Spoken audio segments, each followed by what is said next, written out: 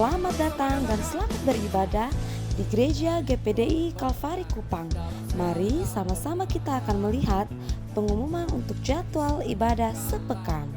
Oleh kuasa darah ke Allah dilihat dan siapa dapat melawan. Kita lebih dari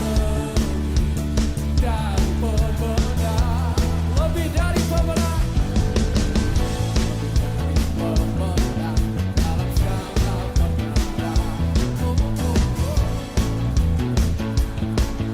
Oleh kuasa darah ke Allah dilihat dan siapa dapat melawan. Kita lebih dari pemenang. Haleluya. Haleluya. Maka apa?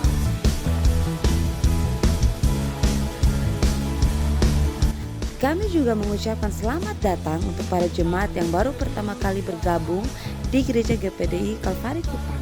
Sampai jumpa di ibadah-ibadah selanjutnya ya. Tuhan Yesus memberkati. GPDI Kalvari, sekali Yesus, tetap Yesus. Haleluya. Kita percaya kita mengakhiri tahun ini dengan jadi pemenang. Amin. Katakan bersama. Haleluya. Puji Tuhan. Salam sejahtera dalam nama Tuhan Yesus Kristus. Saya masih akan melanjutkan bagian firman Tuhan yang saya sampaikan 2 minggu yang lalu mengenai jalan yang ditunjukkan Tuhan bagi umatnya. Mari kita membuka di dalam kitab Mazmur pasal 32 ayat 8. Mazmur 32 ayat 8. Begini firman Tuhan, saya bacakan buat kita semua. Aku hendak mengajar dan menunjukkan kepadamu jalan yang harus kau tempuh. Aku hendak memberi nasihat, mataku tertuju kepadamu. Haleluya. Aku hendak mengajar dan menunjukkan kepadamu jalan yang harus kau tempuh. Puji Tuhan. 2 minggu yang lalu kita sudah melihat dari Mazmur 103 ayat 7. Allah mengajarkan, memperkenalkan jalan-jalannya kepada Musa dan perbuatannya kepada bangsa Israel. Artinya bahwa sebagai seorang pemimpin umat Tuhan yang mempunyai tanggung jawab untuk membawa umat Tuhan kepada tujuan yang ditetapkan Tuhan, maka Musa harus mengerti, mengetahui, memahami dengan betul tentang jalan-jalan Tuhan. Dan itu yang kita lihat dan kita pelajari dari seorang Musa. Ya.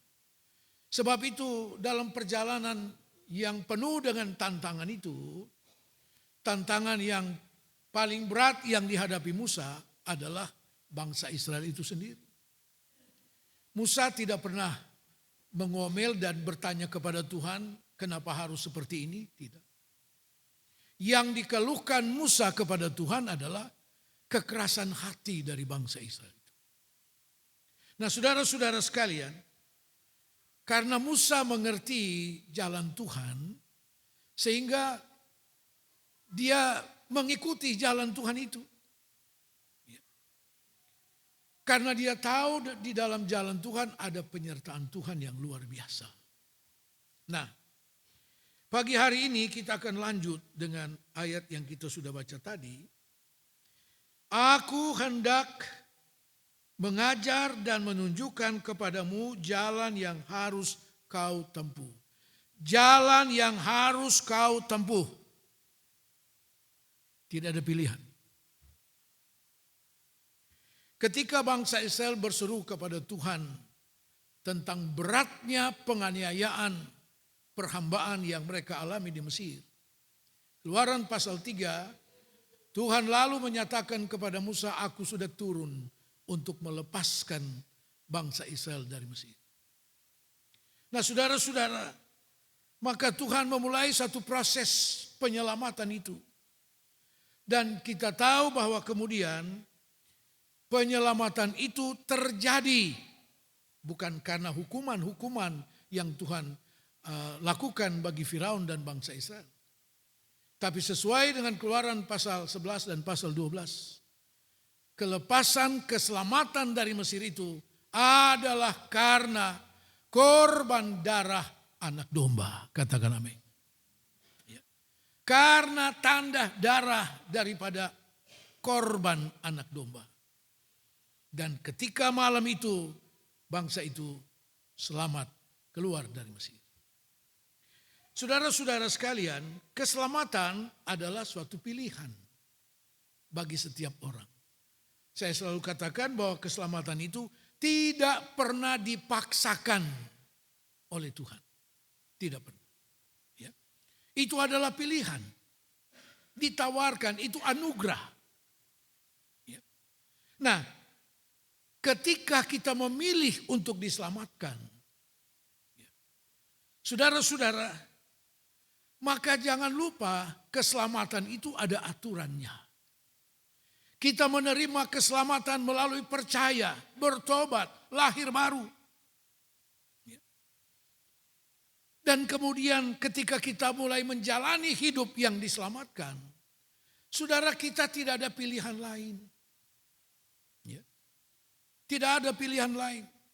Karena keselamatan itu ada aturan. Mau atau tidak mau kita harus melakukan tunduk kepada setiap aturan itu. Untuk menikmati keselamatan oleh Yesus Kristus. Dalam Efesus pasal 1 ya, ayat 3, segala puji bagi Bapa di sorga yang sudah memberkati kita dengan segala berkat rohani di dalam Yesus Kristus. Roma pasal 8 ayat 32 dikatakan, kalau dia tidak menyayangkan anaknya yang tunggal diberikan kepada kita, masakan dia tidak memberi segala sesuatu bagi kita bersama dengan Kristus. Saudara-saudara, keselamatan itu adalah satu kenikmatan di dalam Tuhan. Katakan amin. Ya. Tetapi ingat ada aturannya. Jadi ketika kita menjalani hidup yang diselamatkan ini, ada aturannya. Salah satu aturannya adalah Tuhan menunjukkan jalan yang harus kita tempuh, yang harus kita jalani. Tidak ada pilihan yang lain. Dan itu yang dialami oleh bangsa Israel. Ketika diselamatkan dari Mesir, mereka mulai menjalani jalan yang ditunjukkan Tuhan, yang harus dijalani, tidak ada pilihan lain. Sekalipun Alkitab menulis bahwa ada jalan singkat yang mereka bisa jalani dari Mesir sampai ke tanah Kanaan. Ada jalan yang singkat. Tetapi Tuhan tidak membawa mereka ke sana.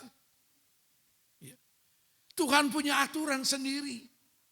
Tuhan punya jalan yang terbaik untuk umat Tuhan. Nah saudara-saudara sekalian, karena itu sekali lagi saya ingin katakan, keselamatan itu ada aturan. Dan ketika kita tunduk melakukan aturan-aturan firman Tuhan tentang keselamatan itu, barulah kita dapat menikmati apa arti keselamatan di dalam Tuhan. Baru kita bisa menikmati. Nah saudara-saudara sekalian, dan Tuhan tidak pernah keliru ketika dia mengatur, menetapkan jalan yang harus ditempuh oleh bangsa Israel. Sekalipun secara manusia itu bukan jalan. Secara manusia seperti itu. Tapi bagi Tuhan itu jalan. Nah mari kita lihat saudara-saudara. Bahwa di jalan Tuhan kita akan mengalami perkara-perkara yang luar biasa. Bukan hal-hal yang biasa. Ada jalan yang biasa dari Mesir ke tanah Kanaan. Singkat adanya. Itu jalan biasa. Tapi Tuhan mau buat yang luar biasa. Katakan amin. Tuhan mau bawa kita kepada perkara-perkara yang luar biasa di dalam Tuhan. Untuk membuktikan kepada kita bahwa Allah yang kita sembah, Allah yang hidup dan berkuasa adanya. Yang bagi dia tidak ada perkara yang mustahil. Haleluya. Mari kita telusuri perjalanan bangsa Israel ini, saudara. Kenapa harus menjalani jalan yang ditunjukkan Tuhan? Ada apa di sana? Yang pertama, di jalan Tuhan ada jaminan perlindungan. Ya, ada jaminan perlindungan. Kita melihat di dalam Keluaran pasal yang ke-14. Ketika bangsa Israel sudah keluar dari Mesir, Tuhan menuntun kepada jalan yang sudah ditetapkan oleh Tuhan. Dan ternyata jalan itu akhirnya sampai di tepi Laut Kolsum. Kita semua tahu. Saudara-saudara, ketika melihat perjalanan bangsa Israel itu, ya, sudah secara manusia sudah buntu, sudah kandas di sana. Maka Firaun lalu berinisiatif untuk mengejar kembali bangsa Israel itu. Untuk membawa mereka kembali. Karena bagi Firaun itu aset. Ya, membangun Mesir itu. Saudara-saudara, tetapi apa yang kemudian terjadi kita lihat dalam Keluaran pasal 14 ayat 19. Kemudian bergeraklah malaikat Allah yang tadinya berjalan di depan tentara Israel, lalu berjalan di belakang mereka, dan tiang awan itu bergerak dari depan mereka, lalu berdiri di belakang mereka. Demikianlah tiang itu berdiri di antara tentara orang Mesir dan tentara orang Israel. Dan oleh karena awan itu menimbulkan kegelapan, maka malam itu lewat sehingga yang satu tidak dapat mendekati yang lain semalam-malaman dan seterusnya. Firaun dan tentara Mesir sepertinya akan berhasil. Mereka sudah begitu dekat untuk mendapatkan kembali barisan dari bangsa Israel. Tapi apa yang terjadi? Kemudian kita baca di sini. Malaikat Tuhan yang memimpin bangsa Israel ini, yang ada di depan. Saudara, dia beralih ke belakang barisan bangsa Israel dengan tiang awan. Sehingga terjadilah kegelapan. Di mana tentara Firaun dan orang Israel ini tidak bisa bergerak sama sekali. Tidak bisa bergerak, tidak bisa maju. Saudara-saudara sekalian, artinya di dalam jalan Tuhan ada perlindungan dari Tuhan. Perlindungan yang tidak masuk di akal. Perlindungan yang datang tepat pada waktunya. Tuhan tidak pernah terlambat. Tuhan tidak pernah terlalu cepat. Katakan amin. Ada malaikat yang menyertai perjalanan mereka, saudara. Mazmur 91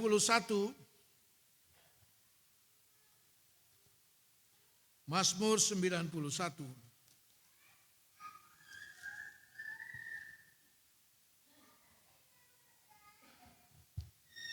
ayat 11. Sebab malaikat-malaikatnya akan diperintahkannya kepadamu untuk menjaga engkau di segala jalanmu. Haleluya. Tuhan memerintahkan malaikatnya untuk menjaga, melindungi. Melindungi dalam seluruh perjalanan kita. Dan ini dialami oleh bangsa Israel. Dilindungi. Perlindungan Tuhan itu ajaib, saudara. Luar biasa. Ya. Perlindungan yang sama menjadi bagian kita. Malaikat Tuhan diperintahkan Tuhan untuk melindungi, menjaga dalam seluruh perjalanan kita. Yang penting perjalanan itu sesuai dengan firman Tuhan. Tidak menyimpang ke kiri dan ke kanan. Ketika engkau menyimpang, malaikat Tuhan kembali ke sorga. Lu jalan sudah lu punya. Ya, seperti itu. Tetapi selama kita berjalan sesuai dengan firman Tuhan, perlindungan Tuhan menjadi bagian kita semua. Katakan amin. Puji Tuhan. Ada perlindungan daripada Tuhan. Jadi Tuhan tidak keliru menunjukkan dan menetapkan jalan yang harus mereka jalani. Tuhan tidak keliru. Yang berikut saudara, kita tahu bahwa kemudian perjalanan bangsa Israel ini dilindungi oleh tiang awan dan tiang api. Ya. Tiang awan di waktu siang, apalagi ketika mulai menjalani padang gurun itu. Ya. Oh, panasnya luar biasa. Puji Tuhan tahun 2013 kami diberi kesempatan oleh Tuhan untuk berkunjung ke Israel itu melewati Mesir. Ya. Sehingga kami bisa napak tilas perjalanan dari bangsa Israel di padang gurun itu. Saudara, kami ada di dalam bis. Kebetulan waktu itu kami hanya 8 orang dengan keluarga almarhum Bapak Obed Sabetu. Sehingga bis yang kami pakai itu bis yang hanya muat sekitar 20 orang sebenarnya. Bis kecil. Saudara, bis ini full AC. Tapi toh seperti itu, kami masih bisa merasakan uap panas dari padang gurun itu. Jadi bisa dibayangkan perjalanan bangsa Israel. Tetapi, saudara-saudara, sebelum mereka sampai ke padang gurun, Tuhan sudah siapkan tiang awan yang melindungi mereka di waktu siang, di waktu panas terik. Tidak ada orang bisa hidup di padang gurun. Panasnya luar biasa. Cuma sekali-sekali kita bisa melihat ada beberapa pohon kurma, itu artinya di situ ada sumber air. Apa namanya, oasis atau apa. Tapi itu jarang kita ketemu. Nah, saudara-saudara, tetapi tiang awan melindungi mereka. Dan ketika malam, di padang gurun itu dingin setengah mati. Dingin. Tetapi ada tiang api yang melindungi dan memberi kehangatan bagi bangsa Israel. Haleluya. Perlindungan Tuhan sempurna adanya. Sempurna. Tidak perlu dikhawatirkan, tidak perlu diragukan. Perlindungan Tuhan sempurna, saudara. Karena itu tidak keliru, Tuhan menetapkan jalan yang harus, tidak ada pilihan. Harus ditempuh. Demikian juga perjalanan kita. Seringkali Tuhan bawa kita kepada situasi jalan ya yang secara manusia, aduh, kayaknya ini sudah buntu ini. Kayaknya ini sudah tidak mungkin. Ya. Saudara, selama engkau tidak menyimpang dari firman Allah, itu adalah jalan Tuhan. Tuhan tidak pernah kenal dengan jalan buntu, saudara. Ya. Tuhan kita tidak pernah kenal apa itu keadaan darurat. Tidak pernah. Dia menciptakan segala sesuatu sesuai dengan rencananya. Puji Tuhan. Kemudian yang kedua, di jalan Tuhan ada jaminan pemeliharaan. Haleluya. Di jalan Tuhan ada jaminan pemeliharaan Tuhan. Mari kita lihat dalam Keluaran pasal 16. Keluaran 16 ayat 1 dan ayat 2.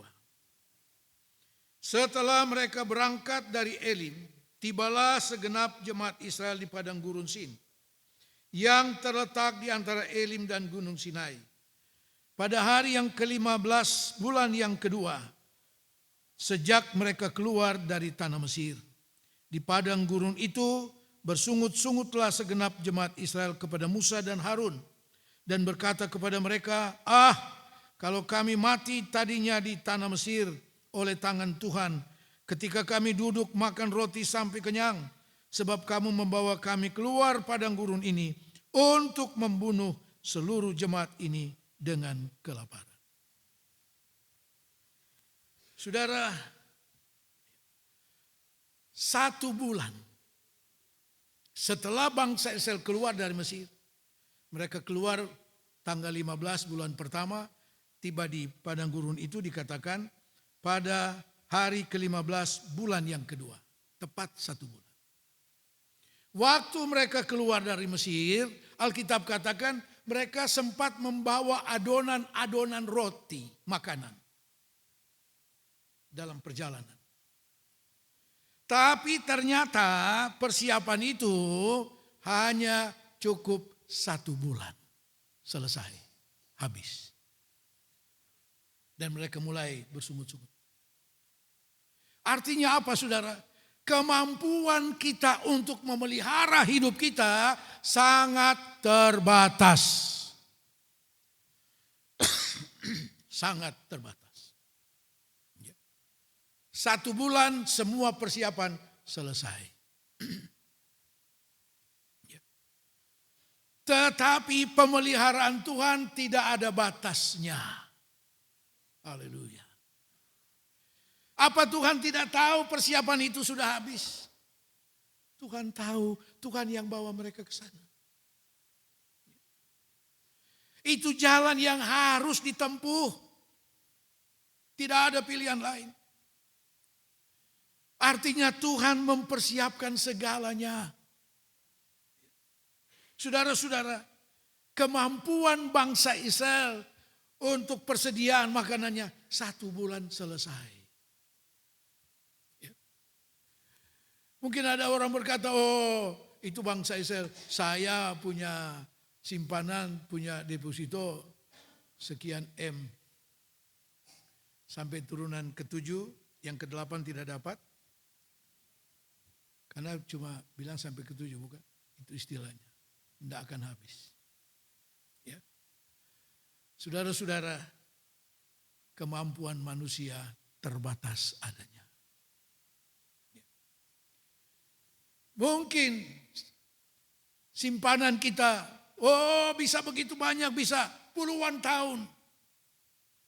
Tapi ada waktunya Tuhan bilang, pulang. Selesai. Mari saudara, ketika persiapan mereka habis. Ya. Ayat 4 pasal 16. Lalu berfirmanlah Tuhan kepada Musa.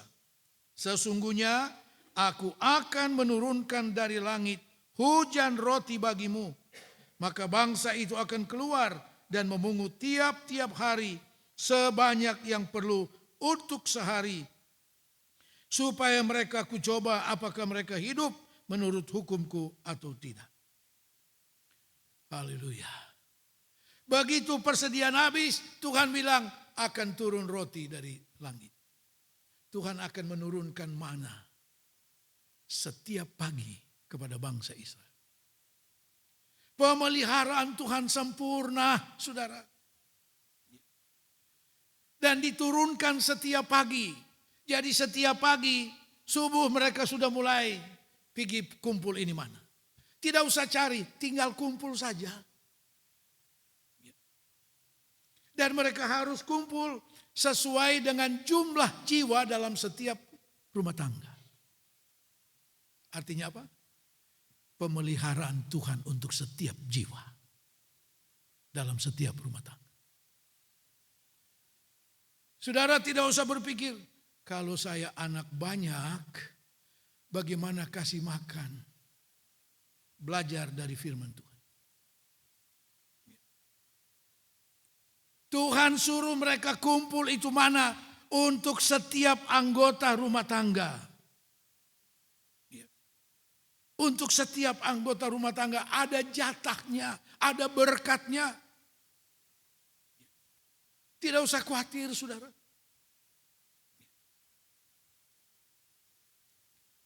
Kami bersaudara 12. Kalau sekarang orang bilang peternakan. Ya. Dan tidak ada lagi cerita seperti itu. Ya. Tapi semua hidup. Ya. Memang yang lain sudah berpulang. Sudah bayangkan saya nomor 10 dari 12.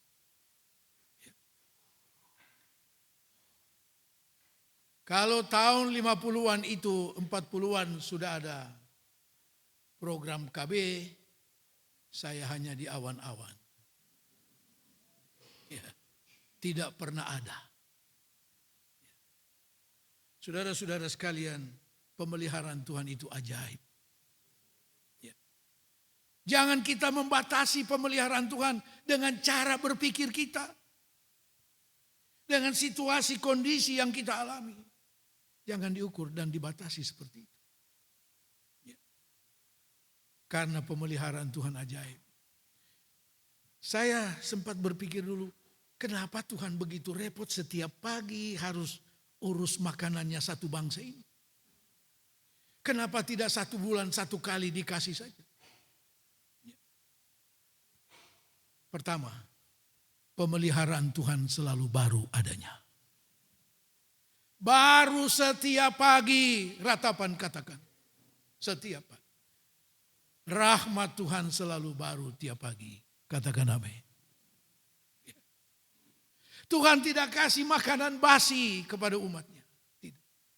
Yang kedua, kenapa Tuhan tidak kasih sekaligus 1 bulan, jatah 1 bulan punya. Seperti gajian. Sebab begitu Tuhan kasih 1 bulan punya entah berapa karung satu keluarga. Mereka tidak doa lagi. Semua ada. Bahkan makan pun mungkin lupa doa. Jemaat Kalvari tidak ada seperti itu. Ya, tidak ada. Saudara-saudara, pemeliharaan Tuhan selalu baru setiap pagi. Haleluya. Ya, puji Tuhan. Yang ketiga, saudara kita lihat. Sebelum kita ke yang ketiga, Yohanes 10 ayat 10. Yohanes 10 ayat 10.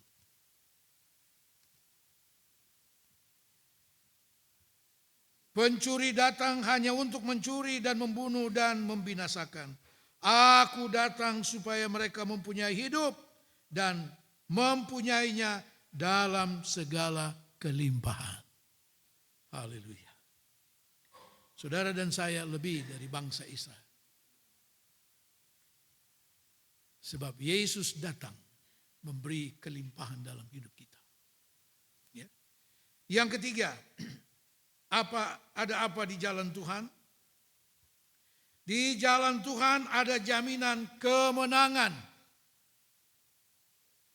Ada jaminan kemenangan. Dalam Keluaran pasal 17 ayat 8 sampai ayat yang ke-13, di sana diceritakan tentang waktu mereka berjalan di padang gurun, datanglah bangsa Amalek menyerang bangsa Israel dari belakang. Yang menjadi sasaran mereka yang lemah, yang jalan pelan-pelan. Ya. Karena itu kalau ikut Tuhan harus cepat-cepat, saudara. Ya. Harus semangat. Ya. Kalau tidak, ada Amalek yang siap menerkam kita. Nah, mengetahui ada bangsa Amalek, Musa memerintahkan Yosua untuk menghadapi Amalek itu. Berperang dengan Amalek. Musa katakan, aku akan naik ke atas puncak gunung, berdoa, dan engkau hadapi bangsa itu. Saudara-saudara, singkat cerita ayat 13, Keluaran pasal 17. Demikianlah Yosua mengalahkan Amalek dan rakyatnya dengan mata pedang. Haleluya. Ada kemenangan. Siapa Yosua pada waktu itu? Dia bukan seorang panglima, dia bukan seorang prajurit yang terlatih untuk berperang. Tidak. Tidak pernah latihan perang. Apalagi selama di Mesir, mana ada latihan perang? Tidak. Tapi Musa memilih dan menunjuk dia untuk memimpin orang Israel mengalahkan Amalek. Saudara-saudara sekalian, artinya bahwa kemenangan itu dari Tuhan. Dari Tuhan. Walaupun kemenangan itu dari Tuhan, bukan berarti kita diam saja nanti kemenangan jatuh dari langit. Bukan seperti itu. Hadapi tantangan itu, hadapi tantangan itu. Ya. Seperti Yosua yang harus menghadapi Amalek. Berperang, mereka berperang. Ya. Bukan diam-diam saja, berperang. Tetapi pada akhirnya Yosua dan bangsa Israel memenangkan peperangan itu. Di jalan Tuhan ada kemenangan. 1 Korintus 15 ayat 57. Tetapi syukur kepada Allah yang telah memberikan kepada kita kemenangan oleh Yesus Kristus Tuhan kita. Roma 8 ayat 37 katakan kita lebih dari pemenang. Karena dia mengasihi kita. Haleluya. Di jalan Tuhan ada jaminan kemenangan, saudara. Kemenangan oleh siapa? Yesus Kristus.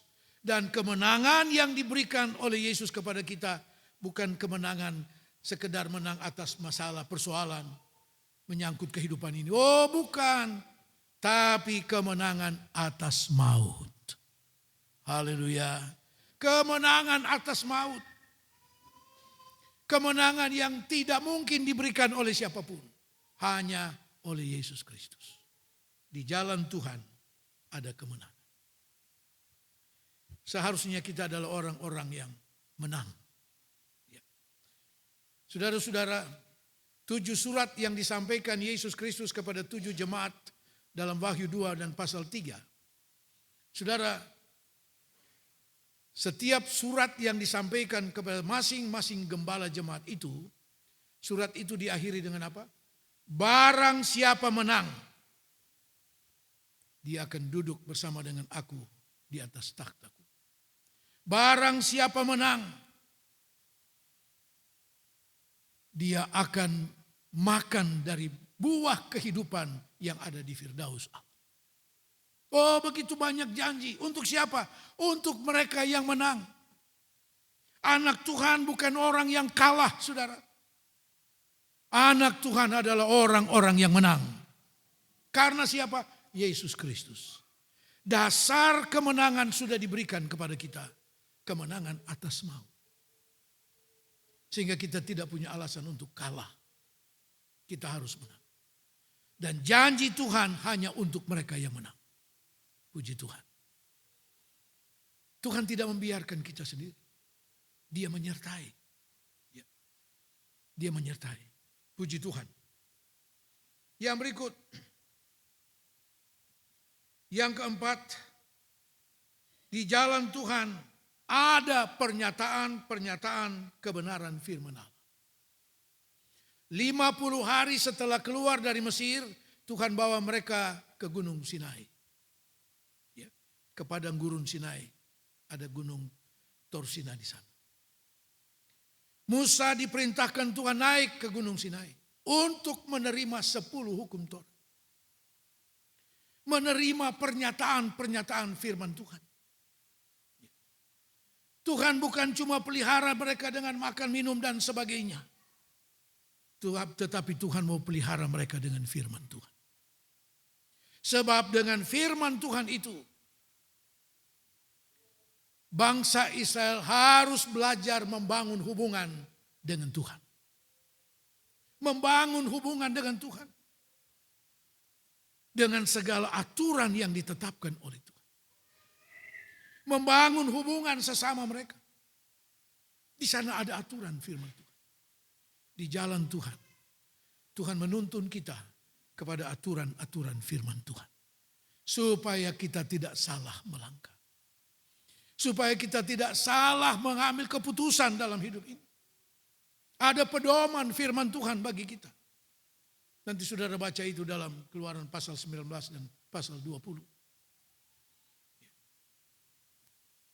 1 Setelah 3 bulan keluar dari Mesir, mereka sampai di Gunung Sinai. Di sana Tuhan memberi mereka perintah firman Tuhan. Dan Tuhan mengharapkan melalui kebenaran-kebenaran firman Tuhan itu akan membangkitkan iman daripada bangsa Israel. Supaya perjalanan mereka ke depan bukan sekedar minta dan minta mujizat Tuhan. Tapi Tuhan mau mereka belajar melakukan mujizat. Atas dasar firman Tuhan. Dan yang menanggapi apa yang dimaksud Tuhan dari seluruh bangsa Israel itu hanya ada 2 orang. Yosua dan Kaleb. Sebab itu ketika 10 saksi datang memberitahu hal-hal yang menakutkan. Yang tidak mungkin untuk terus ke tanah Kanaan. Yosua dan Kaleb tampil. Mereka bilang tidak. Kita akan telan habis mereka karena Tuhan menyertai kita. Mereka punya iman. Dari mana? Pengajaran firman Tuhan. Haleluya. Di jalan Tuhan ada pengajaran-pengajaran firman Tuhan. Sebab pengajaran itulah yang akan membawa kita sampai kepada tujuan. Yang terakhir. Haleluya. Yang kelima, di jalan Tuhan ada jaminan dan kepastian untuk sampai kepada tujuan. Kok tidak ada haleluya? Ya. Ada jaminan untuk sampai kepada tujuan. Ya. Dan buktinya Yosua pasal 4 ayat 11, Israel sampai masuk ke tanah Kanaan setelah menyeberangi sungai Yordan. Haleluya. Masuklah mereka ke tanah Kanaan. Mereka berkemah di Gilgal. Saudara-saudara, dan kitab Yosua katakan, ketika setelah beberapa hari mereka masuk di tanah Kanaan, berkemah di Gilgal, maka berhentilah mana yang turun setiap hari. Dan mereka mulai menikmati hasil dari tanah Kanaan. Pemeliharaan Tuhan sempurna adanya. Saudara-saudara, karena itu mari. Keselamatan itu ada aturan. Saudara, kita harus menjalani hidup ini. Lalu sekarang, Yesus dalam Yohanes 14 ayat 6 katakan, aku inilah jalan kebenaran dan hidup. Tidak seorang pun sampai kepada Bapa kecuali melalui aku. Di dalam Yesus, saudara dan saya ada kepastian untuk sampai kepada tujuan. Haleluya. Bagaimana saudara tahu bahwa engkau ada di jalan Tuhan? Tadi saya sudah katakan, selama engkau tidak menyimpang ke kiri dan ke kanan.